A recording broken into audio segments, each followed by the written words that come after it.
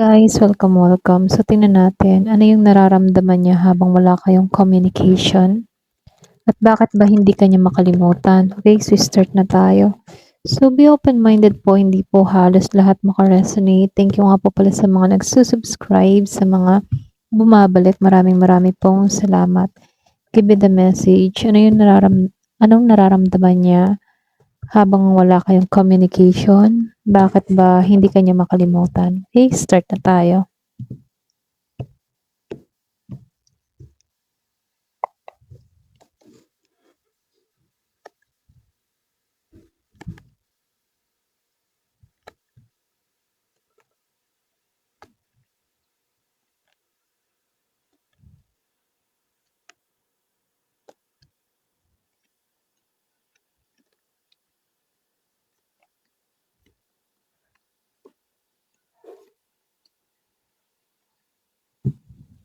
So, dito, no, meron akong nakitang Gemini, Libra, and Aquarius, Virgo, Capricorn, Taurus. So, meron ding Aries, Leo, Sagittarius, Scorpio, Cancer, and Pisces. So, halos lahat andito naman, ano. So, start na tayo. So, dito, no, kumbaga dito sa Eight of Swords and Five of Pentacles dito, meron akong nakitang may pakaramdam to na gusto ba niyang kumawala sa mga takot or pwede rin sa limitasyon, okay? Meron kasi tong pag-iisip na pwedeng nag-aalinlangan or pumipigil para sa kanya para yung bang tipo na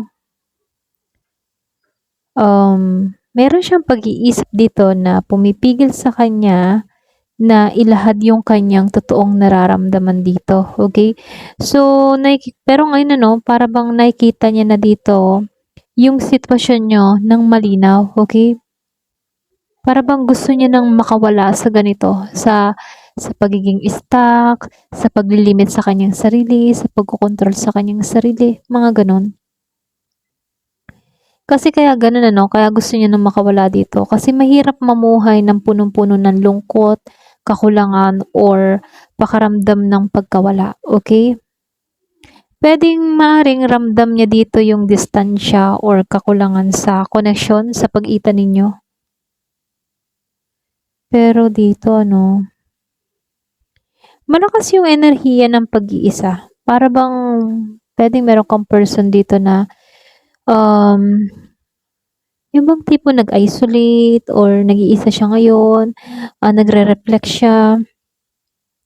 Yung bang tipo na mas pinipili niyang mag-isip muna kaysa gumawa ng isang hakbang. Para bang nagninilay-nilay siya, tinitingnan-tingnan yung sitwasyon, humahanap ng kaliwanagan sa mga nangyayari sa kanya. Ayun, so nandito siya sa moment na nag-iisip. Maring meron tong kawalan ng emosyon sa stability. Para bang hindi siya magaling magpahayag ng kanyang nararamdaman. Hindi niya napangalagaan kasi ng maayos yung relasyon. Alam ng tao na to na hindi siya naging bukas sa'yo or naging open sa'yo. Kaya pagdating dito, marami siyang pasanin na dinadala. Marami siyang responsibilidad or pwede rin, marami siyang emosyonal na pasanin. Kaya dito sa Eight of Swords, may limitasyon eh. So, yung emosyon niya dito, hindi niya na ilalabas ng maayos. Okay? Kaya yon, the more na yung emosyon niya hinuhold ng hinuhold yan, siya din yung nabibigatan. Okay? Siya din yung nahihirapan. Pero ganun pa man, lumabas to. Sa ngayon ano, mas seryoso siya, mas malalim yung paraan ng pag-iisip niya rito. Para bang tinitingnan ng tao na 'to yung connection ninyo. Maaari rin ano, nagpapahiwatig ito ng paggalang sa prinsipyo or puwede rin sa mga tamang proseso. Kumbaga, alam na ng tao na 'to na dapat naging siyang tapat, dapat naging maayos siya para sa'yo, gano'n. Ngayon niya nauunawaan 'yun. Pero meron lang akong nakitang defensive dito. Kahit merong nararamdaman, parang Pinoprotektahan niya yung sarili, okay? Or yung kanyang posisyon dito.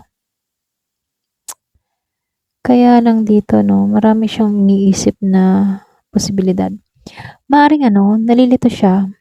Pwedeng may time na napapaisip tong tao na to na, ano kaya nangyayari kung hindi naging ganito yung sitwasyon namin, mga ganon. Para bang merong what if, okay, na ginawa ko to, hindi ko to ginawa, mga ganyan. So, nag-iisip siya dito. Pero, lumabas si Emperor. Kumbaga, meron siyang issue sa control. Maaaring nahihirapan siyang pamahalaan yung kanyang emosyon or yung maging sitwasyon. Pakaramdam ng tao na to na wala siyang authority sa nangyayari ngayon. Pakaramdam ng tao na to na kahit anong gawin niya, hindi niya kontrolado yung sitwasyon.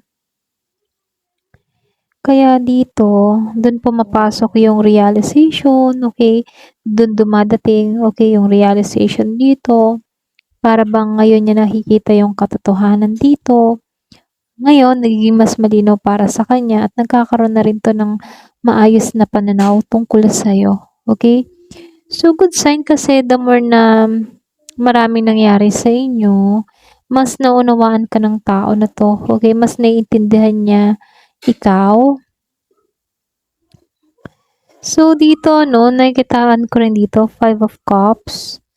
Para bang sinubukan ng tao na to na maghilom din sa sitwasyon na kinaharap ninyo, no? Kumbaga, nakikitaan ko dito, no? Marami siyang pagsisisi na dinadala dito. Marami siyang nakaraang sakit, okay? Nagsisimula siyang tumingin sa mga posibilidad na pagbangon. Para bang gusto ng tao na to na makaahon, maging okay, ganyan. Pero dito, meron siyang mga bagay na gusto niyang malaman, ngunit hindi direkta na sinasabi, okay? Maaari ring may pag-aalinlangan din tong tao na to pagdating sa komunikasyon. Parang pwedeng takot sa'yo. Hindi nawawala yun, meron lang nakikitang takot, Gemini, Aquarius, and Libra.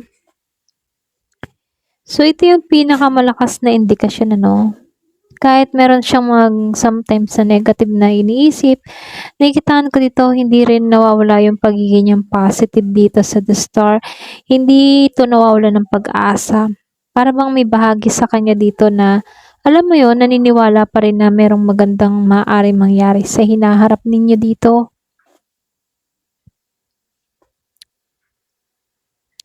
Pero ganun pa man itong person mo, nahihirapan tong mag-moving on, okay?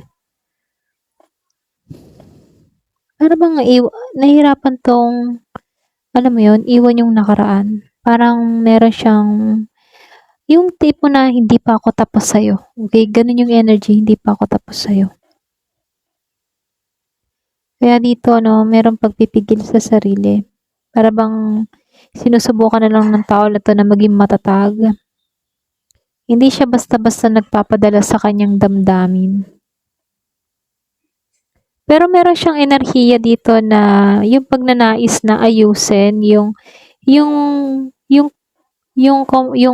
connection nyo, para bang meron siyang gustong trabahuhin or pwede rin magkaroon ng mas maayos na pakikipag-ugnayan sa'yo kung magkakaroon ng pagkakataon, gusto niya ng trabahuhin.